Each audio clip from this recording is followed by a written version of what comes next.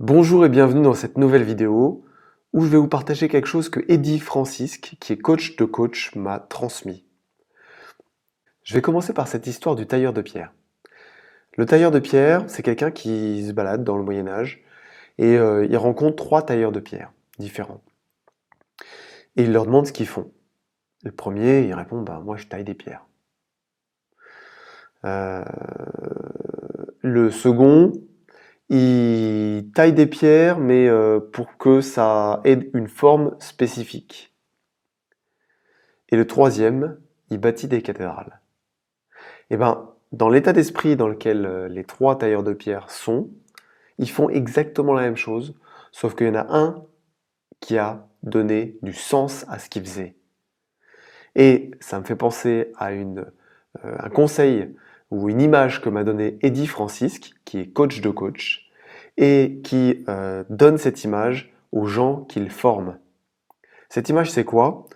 Il leur dit qu'il faut qu'ils soient à genoux devant leurs clients ou devant leur équipe pour les servir. Mais pas les servir de manière servile et avilissante, mais les servir comme un chevalier. Parce que le chevalier, quand il se fait adouber, il est à genoux avec son épée devant lui. Donc vous êtes tous des chevaliers. Et aujourd'hui, pour qui est-ce que vous avez été un chevalier? Quel sens à votre action vous avez donné? Qu'est-ce que vous avez fait qui a servi ce pourquoi, cette cathédrale que vous voulez construire? Cette image que vous avez au loin, cet objectif que vous visez. Parfois on se dit qu'on n'en a pas, mais en fait si on creuse bien, et il faut creuser, on en a un. On a quelque chose, on a une soif d'absolu. On ne fera pas croire que celui qui est le plus pessimiste soit-il, il n'a pas eu un jour une soif d'absolu.